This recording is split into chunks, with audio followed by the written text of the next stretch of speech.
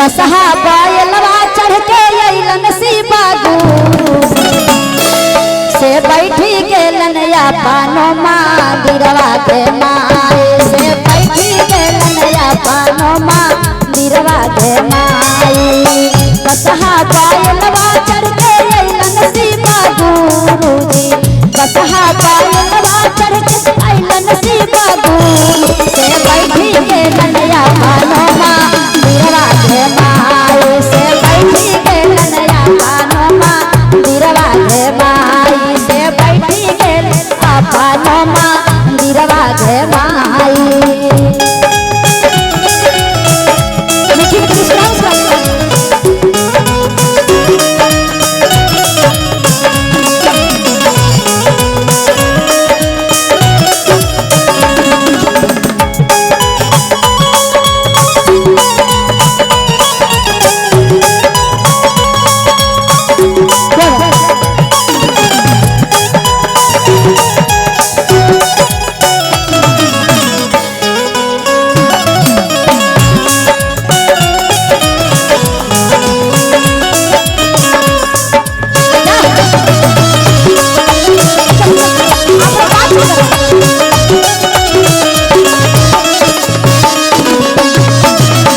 अपनी महालिया से सब शिष्याइलन है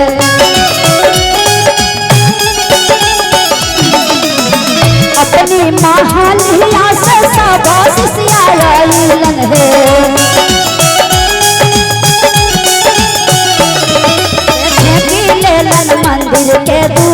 अरिया के माई से छेकी लेलन मंदिर के दू अरिया के माई अपनी महालिया से शिष्या सब अइलन है अपनी महालिया से सब शिष्याइलन से छेकी लेलन मंदिर के दू अरिया के माई से छेकी लेलन मंदिर के दू अरिया के माई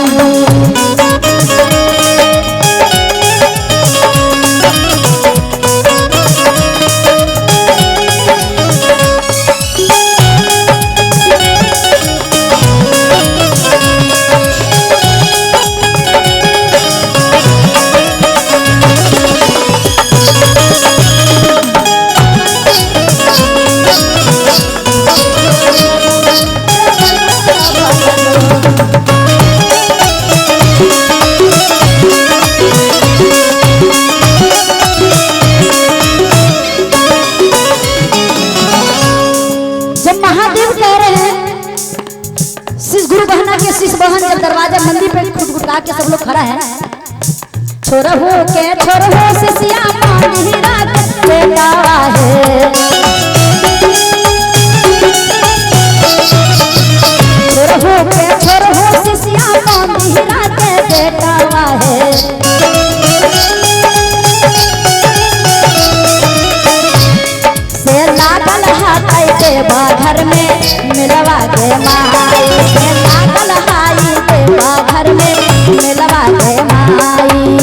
कैसे में छोड़िए गुरुजी मंदिरा के बेटा है कैसे में छोड़िए गुरुजी मंदिरा के बेटा पासे पारल है गई बेटवा पर भी पतिया के माई पारल है पति पर भी पतिया के माई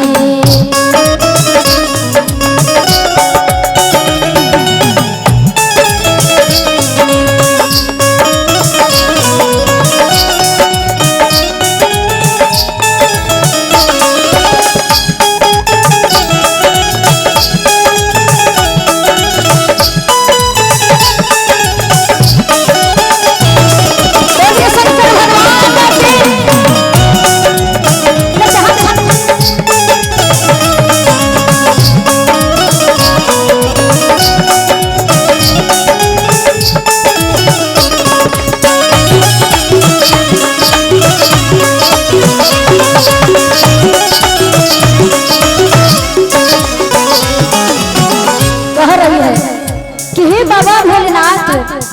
डॉक्टर के पास गई, डॉक्टर भी थक गई। ओझा गुनी वैद्य के पास गई, वो झाड़ फूक करके छोड़ देला। तब जब बाबा के दरबार में बाबा से कह दिया तोहरे भरोसे गुरुजी अइली हम चारानिया हो।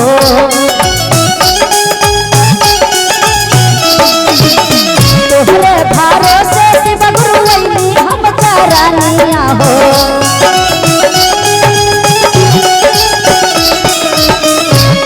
से हारी ले तू हो गुरुजी बेटा के विपतिया से हारी ले तू जी गुरुजी बेटा के विपतिया से हारी ली हाय गुरुजी मत के भोलिया।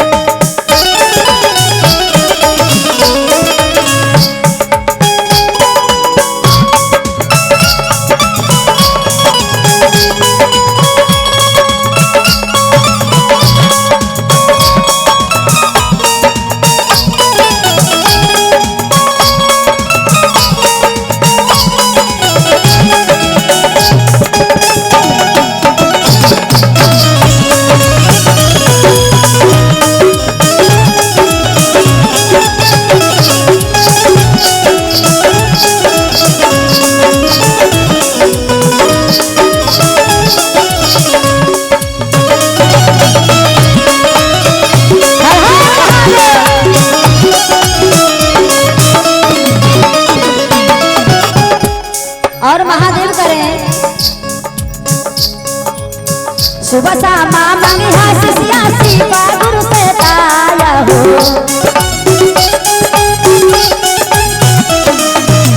सुबह शामा मांगी हासिया शिवा गुरु से ताया हो। शिवा गुरु हर धुन भी पतिया गे माए शिवा गुरु हर धुन भी पतिया गे माई से भोले बाबा हर धुन भी पतिया गे माई। बसहा पायलवा चढ़ के अइलन भोले बाबा हो। बसहा पायलवा चढ़ के अइलन भोले बाबा से बैठी गेलन हमारो तू अरिया गे माई से बैठी गेलन हमारो तू अरिया गे माई से बैठी गेलन हमारो तू अरिया गे माई से बैठी गेलन हमारो तू अरिया गे माई से बैठी गेलन हमारो तू अरिया गे माई से बैठी गेलन हमारो तू अरिया गे माई।